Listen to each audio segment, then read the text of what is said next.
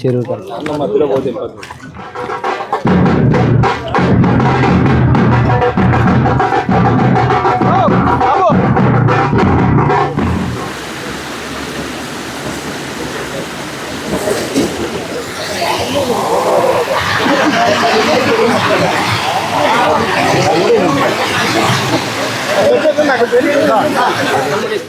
ध्यायामि ध्यासर्पयामि आवाहयामि आसर्पयामि देवतापर्वताभिर्मः ओम आत्मनाथानि पूजयामि आवाहयामि आसर्पयामि देवतापर्वताभिर्मः। రోజున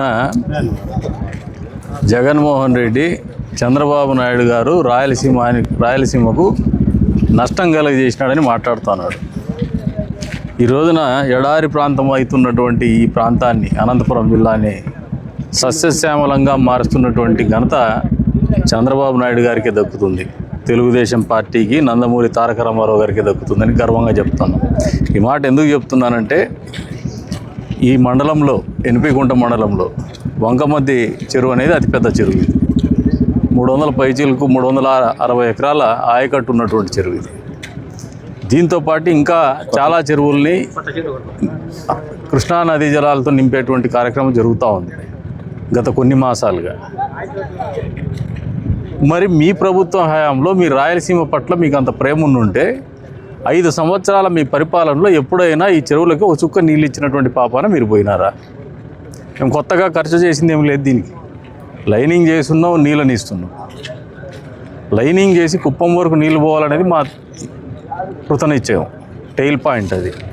దాంతోపాటు ఈ ప్రాంతం అంతా కూడా చెరువుల కింద ఆయకట్టు వ్యవసాయాలే జరుగుతాయి. చెరువుల కింద దాని గొలుసుకట్టు చెరువులుగా రూపొందించినటువంటి ఘనత కూడా చంద్రబాబు నాయుడు గారికే దక్కుతుంది, కానీ ఇంకోరి దక్కదు. గొలుసుకట్టు చెరువులు నిర్మించుకున్న తర్వాత ఈ రోజున ఒక చెరువుకి ఇస్తే ఆ క్యాస్కేడింగ్ ఇంపాక్ట్ అనేది అన్ని చెరువులు కూడా గ్రావిటీ మీద రన్ చేసుకోగలిగినటువంటి సామర్థ్యం కలిగినటువంటి ప్రణాళిక చంద్రబాబు నాయుడు గారు రూపొందించినారు. ఈ రోజున రాయలసీమ ప్రాంతానికి, మీ పులివెందులకు కూడా 2 చెరువులకు నీళ్ళు ఇచ్చినటువంటి ఘనత కూడా చంద్రబాబు నాయుడు గారికే దక్కుతుంది, కూటమి ప్రభుత్వానికే దక్కుతుంది.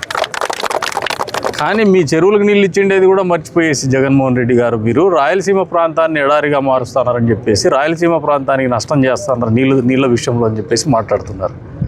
ఈ ప్రాంతానికి నదీ జలాల్ని తీసుకురావాలనే ఆలోచన నందమూరి తారక రామారావు గారు మొదలు పెడితే దాన్ని సాధించినటువంటి ఘనత చంద్రబాబు నాయుడు గారికే దక్కుతుంది. ఈ రోజున ఈ ప్రాంతానికి వచ్చిన తర్వాత ఈ చెరువులే కాదు, ఇంకా పెడబల్లి దగ్గర ఒక డిమాండ్ వస్తుంది. గాండ్లపేట మండలంది ఈ నెలలో టెండర్ చెప్పున్నాను 5వ తారీఖు 6వ తారీఖు అని. ఒక 2-3 రోజుల టెండర్ కాల్ఫార్ చేస్తాం. ఈ మంత్లో టెండర్ ప్రాసెస్ కంప్లీట్ చేస్తాం. గాండ్లపేట మండలంలో కూడా అన్ని చెరువులకు నీళ్ళు ఇస్తాం.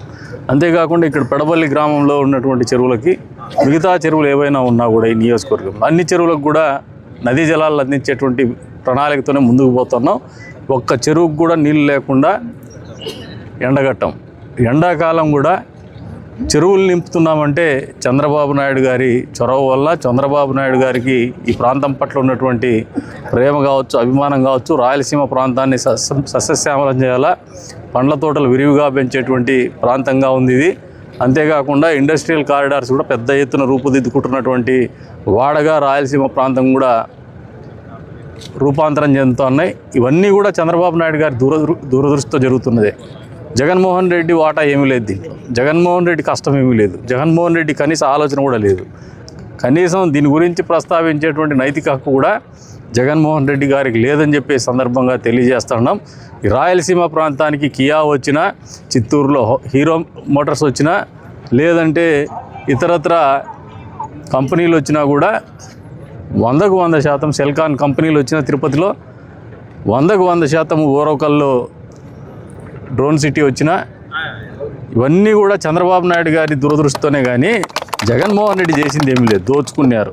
5 ఏళ్ల పాటు నిరంతరము రెవెన్యూ ఆఫీసుల్లో, పోలీస్ స్టేషన్లో భూమి పంచాయతీలు చేసుకొని ప్రజల భూములు కొట్టేసేటువంటి కార్యక్రమం మీరు చేస్తే, 22A పేరు మీద నిషేధిత భూముల జాబితా తయారు చేసుకొని మీరు ఒక ల్యాండ్ గ్రాబింగ్ ఆలోచన మీరు చేస్తే, ఈరోజు నా రైతాంగానికి 24 గంటల్లోనే 22A నుంచి విముక్తి కల్పిస్తున్నటువంటి ఘనత, రెవెన్యూ క్లినిక్లు నిర్వహించి రైతాంగ సమస్యలే కాదు పేదవాళ్ళ ఇంటి స్థలాల సమస్యలు కూడా పరిష్కారం చేస్తున్నటువంటి ఘనత చంద్రబాబు నాయుడు గారిది. రాయలసీమ ప్రాంతం అభివృద్ధి ఏదైనా చెందింది, ఏదైనా చెందుతూ ఉంది. భవిష్యత్తులో రాయలసీమ ప్రాంతం అనేది వేరే లెవెల్లో ఆర్థికంగా వేరే లెవెల్ ఎదుగుతోందంటే అది కేవలం చంద్రబాబు నాయుడు గారు తెలుగుదేశం పార్టీ కృషి వల్లే అని చెప్పేసి జగన్మోహన్ రెడ్డికి తెలియజెప్తున్నాం. ఎక్కడైనా ఎప్పుడైనా చర్చకు సిద్ధమని చెప్పేసి కూడా తెలియజెప్తాను.